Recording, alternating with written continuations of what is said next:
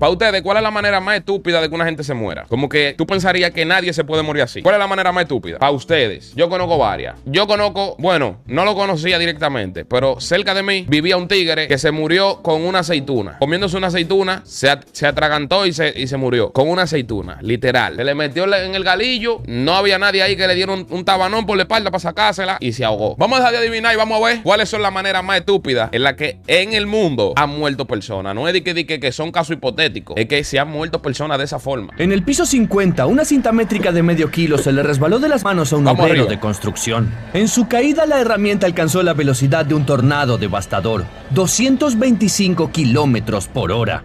En ese momento, Gary Anderson estaba en planta baja. Ya debería haberse ido, pero se detuvo a charlar con alguien. Probablemente ni siquiera sintió cuando la cinta métrica cayó directo en su cabeza. Y lo va a sentir, es un reseteo. Le dieron a un botón apagado, on, off. El impacto fue tan brutal que Gary murió en menos de una hora.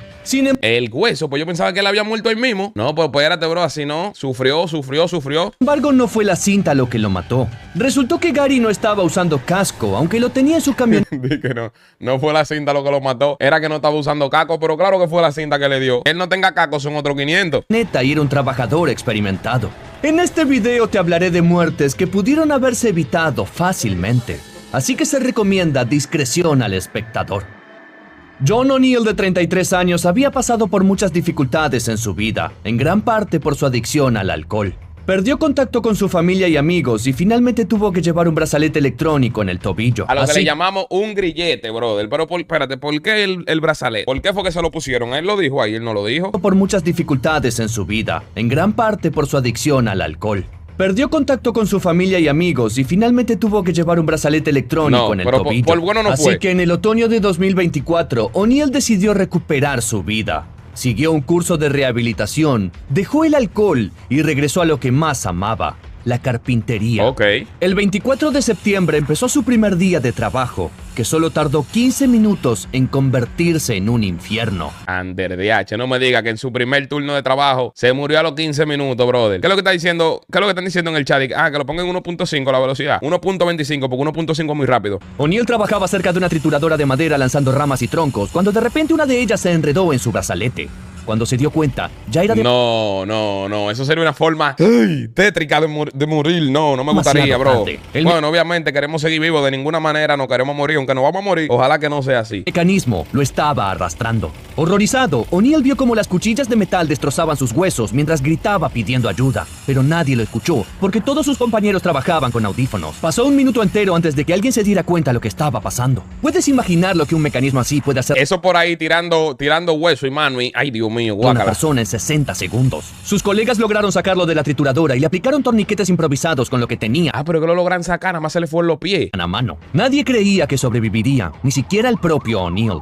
Perdía y recuperaba la conciencia, despidiéndose de su vida. Y no era para menos. Su corazón se detuvo camino al hospital. Pero cuando despertó al día siguiente en la sala, lo primero que vio fue el vacío de la cama frente a él. Le habían amputado... Ay, hombre, bro. Es difícil, oíste, tú despertarte y que mirar para abajo y que no te en los pies ahí. ¿Ustedes se imaginan eso? Ambas piernas por encima de la rodilla. Tuvieron que transfundirle 8,5 litros de sangre, prácticamente reemplazando su torrente sanguíneo 2 veces. O'Neill está convencido de que fue la estructura del brazalete electrónico pero míralo ahí, lo que le provocó que lo arrastrara a la máquina. Sin embargo, todo apunta a que sí violó las normas de seguridad, lo que hizo posible esta tragedia en primer lugar. Además, el roce con la muerte llevó a O'Neill a reconciliarse con su familia y a trabajar en sí mismo como nunca antes. ¿Cómo le llamarían a esta pechada, bro? Porque él está haciendo ahí pechada, pero... Mielquina. A del kilo, eso hay que tener un equilibrio de Gantel. O'Neill tuvo la suerte de sobrevivir a un encuentro con una trituradora de madera. Un leñador de California no la tuvo.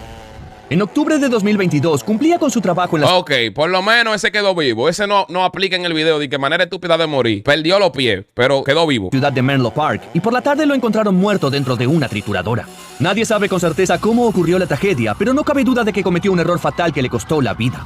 Tristemente, las violaciones a las normas de seguridad en el trabajo suelen provocar accidentes que pudieron haberse evitado. Esto fue lo que ocurrió en abril del año 2000 en un taller de neumáticos de Montezuma. 2 hermanos recibieron la tarea de reparar una grieta en el aro de la llanta de un tráiler. La forma correcta era desmontar la rueda, retirar la llanta y recién entonces comenzar a soldar. Obviamente, porque tú no vas a trabajar un aro montado en el camión. Sin embargo, uno de los hermanos, Robert, decidió únicamente desinflar los neumáticos y empezar a reparar la grieta con un soplete sin desmontar la rueda. Él sabía que no hacerlo hacerlo haría que el neumático explotara. Esto se debía a que el aire dentro de la llanta se calienta, mi hermano, y cuando se calienta se expande, y cuando se expande, la goma no va a aguantar la presión. Calentarse, se expandiría sin tener salida, y en algún punto la presión vencería al caucho. Así que confiado, Robert estaba soldando la grieta cuando de repente ocurrió una potente explosión.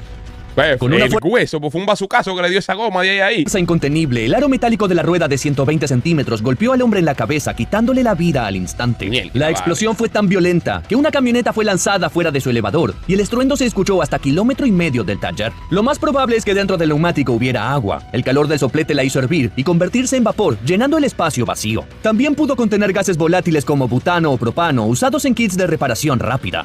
Robert incluso recibió el premio Darwin, ya que solo tenía que seguir una regla para salvarse: desmontar la llanta antes de trabajar en el aro. ¿Y cuál es el premio Darwin? Recibió el premio Darwin, Dice, los premios Darwin son un galardón irónico, generalmente póstumo, que reconoce a las personas que mejoran el acervo genético humano al eliminar a sí misma de la existencia de la manera más espectacular y estúpida posible. Ya tú sabes, bro. Hasta eso tiene un premio, el morirse de manera estúpida. Pensar que esta tragedia le ocurrió a un profesional en su lugar de trabajo. ¿Qué decir de las formas menos... Dice que tú estás mejorando la existencia, eliminándote a ti mismo. Prácticamente te están diciendo gracias por morirte por estúpido. Ese premio deberían quitarlo en verdad, está palomo eso. Legales de ganarse la vida. En la década de 2010, Alemania enfrentó un problema inesperado: ladrones asaltando máquinas expendedoras de boletos. Se registraron cientos de casos en todo el país en un solo año y no siempre atrapaban a los culpables. Sin embargo, en marzo de 2007, en la estación Dortmund-Scharnhorst, un ladrón no logró escapar. A las 2 de la madrugada, un hombre de 31 años llegó a la estación para robar la máquina. Se desconoce. ¿Pero de boleto de qué? ¿De qué son esos boletos que expanden? Todo el DH, seguimos, no voy a seguir hablando nada. No sé si usó gas comprimido para llenar el mecanismo por dentro o si utilizó un explosivo casero. De repente ocurrió una enorme... pero son unos asesinos. Ellos se robaban los cajeros, era con C4. Explosión, y el panel metálico de 2 metros fue arrancado de la máquina y salió disparado directamente contra el ladrón. Cuando los servicios de emergencia llegaron al lugar, encontraron el mecanismo destrozado y a su lado un hombre inconsciente con un terrible traumatismo craneal. Intentaron reanimarlo, pero sus esfuerzos fueron en vano. Y este caso está lejos de ser el único. Yo en mi primer día de trabajo como ladrón. En la Nochebuena de 2015, un hombre murió en Münster después de usar un explosivo casero para volar una máquina expendedora de condones y robar el dinero que había en ella. En octubre de 2018, un joven perdió la vida tras la explosión de una máquina de boletos en la estación de Hale. Pero lo paradójico es que no solo mueren quienes infringen las leyes del Estado, también pierden la vida quienes olvidan las leyes de la física. Una tragedia así ocurrió en Liverpool. Obviamente, el que olvida la ley de la física y no la respeta se muere en automático. ¿Ustedes quieren ver pruebas? Bueno, no voy a hacer una demostración en vivo porque ustedes no quieren que yo me muera, ¿verdad que no? Murió Frank Cabele, un pastor evangelista de 35 años.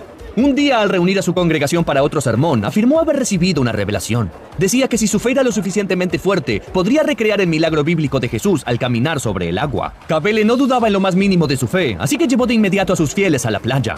El pastor no solo pretendía demostrar su habilidad para caminar sobre el agua, planeaba cruzar el estuario de Gabón. Un trayecto que en bote toma unos 20 minutos, ya que son alrededor de 11 kilómetros. Cabele dio sus primeros pasos, pero por alguna razón empezó a hundirse. Aún así se mantuvo firme en su fe y caminó hasta quedar completamente sumergido. El hombre finalmente se ahogó. No pretendo desacreditar... No, espérate, déjeme yo defender ahí. Dice, si tuvieras fe como un grano de mostaza, tú le dirías a una montaña que se mueva y esa montaña se movería. Pero, ¿tú sabes lo que es tener fe como un grano de mostaza? La fe no es simplemente tú engañarte a ti mismo y decir que tú confías cuando en el fondo tú dudas. Si tú tienes una mínima duda, realmente tú no estás teniendo fe, porque hay que estar seguro 100%. Ahora, yo no estoy diciendo que él puede caminar por el agua, pero quién sabe. Ahorita él estaba dudando y por eso se ahogó, por estar dudando, no tenía fe nada. Sin embargo, más allá de la fe ciega, Cabele también pudo haber confiado en el sentido común. Al ver que claramente no estaba logrando repetir el milagro bíblico, tenía que decir mielquina, pero yo estoy flojo de fe. Desde que él vio que se hundió, tenía que darle para atrás. Lo conmigo, usted tenía que devolverse. Pudo simplemente haber regresado a la orilla y reflexionar más tarde sobre las razones de su fracaso.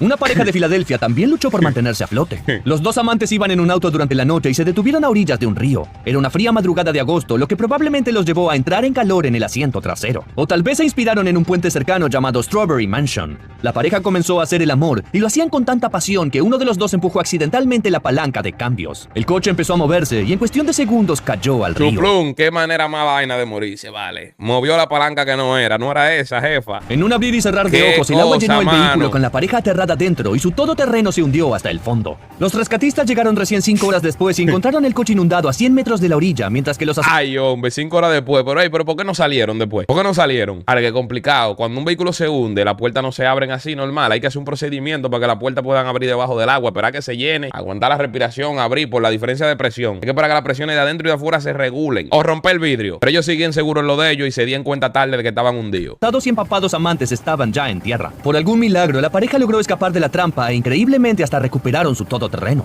Algo similar vivió una pareja... Ay, ellos escaparon, pero no se murieron. Joven de la región de Vologda, Rusia. Evgeny y Yana también estacionaron su auto a la orilla de un lago y comenzaron a divertirse en el asiento. Mielquina, pero eso es más riesgoso de lo que parece. No, pues ya yo sé, no se puede inventar. Trasero. Igual que en el caso anterior, el coche rodó hacia el agua, pero a diferencia de los estadounidenses, la pareja murió ahogada. Incluso la distracción más inocente o un simple descanso puede volverse mortal. El viaje de Elizabeth Isherwood a un club campestre cerca de Machynlleth, en Gales, a finales de septiembre de 2017, no era el primero ni el 10º que hacía. ¿Qué es lo que es? Eso parece un campo de golf, pero no lo es. ¿O sí? No, eso no es un campo de golf. ¿O sí? Sí. ¿O no? Junto con su ex esposo, había tenido una casa de vacaciones en ese complejo durante 30 años. La señora Isherwood solía visitar el lugar con sus amigos, pero al final decidió vender la propiedad. Como despedida recibió un cupón para una estancia gratuita. El 23 de septiembre lo aprovechó. Sin embargo, esta vez estaba sola, ya que nadie podía acompañarla. En su primera noche al llegar, fue directo al baño. Una vez que hizo todos sus trámites... Wow, ¿ustedes se imaginan que sea verdad lo que dijeron hace un rato ustedes de que se muere una gente por un peo?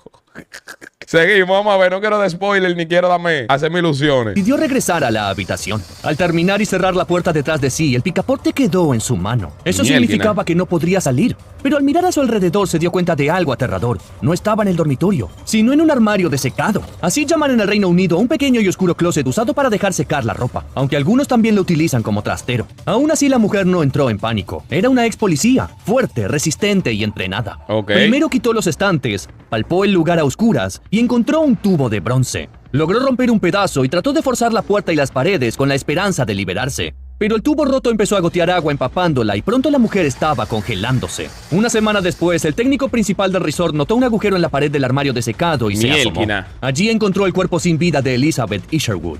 Fue el hoyo que lo atrajo, no el bajo a muerto. ¿Usted no ha escuchado que los muertos hieden? Loco, es real. Logró abrir un boquete en la pared, pero justo del otro lado había un cuadro colgado. Y al parecer, la mujer no se dio cuenta de que estaba a un paso de la libertad.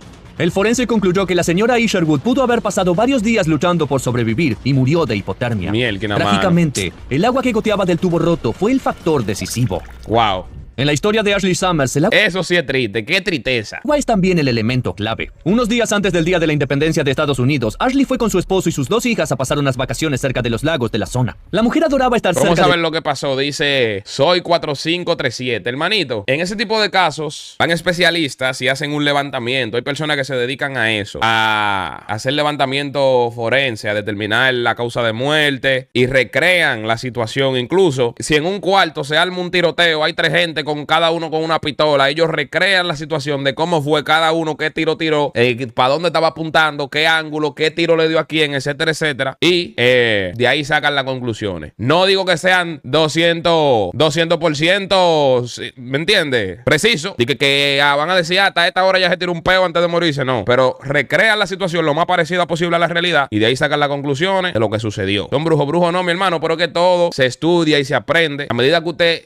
tiene experiencia, hay cosas que te hacen sentido. Cuando llegan a una escena del crimen, ven el cuerpo, lo que tiene, sacan las conclusiones, ven por ejemplo la puerta con un hoyo, ven un tubo roto, ven el tubo botando agua. Dicen, mira, se quedó trancada, miren el llavín roto, le estaba dando la puerta con el tubo, cuando quitó el tubo cayó el agua y entonces cuando los médicos la revisan, ya hay mucha ciencia que te dicen, se murió de tal cosa. Usted no ven que cuando una gente se muere lo llevan al médico legista y le hacen un levantamiento, le hacen la verdadera autopsia, lo revisan y te dicen la causa de muerte precisa, porque el cuerpo humano se sabe cómo funciona. Cuando deja de funcionar, hay manera de ver el por qué dejó de funcionar. Entonces ahí ya ellos sacan los cálculos. Por si no sabía eso, pues ya lo saben. Durante aquel largo fin de semana disfrutó de paseos en bote. Hacía un calor sofocante. Ashley casi no comía nada y para el tercer día del viaje ya sufría un fuerte dolor de cabeza. Al despertar el día de la independencia se sentía aún peor, pero como era su última oportunidad de disfrutar los lagos, decidió salir otra vez en bote con su esposo. El día de la independencia no es el 4 de julio.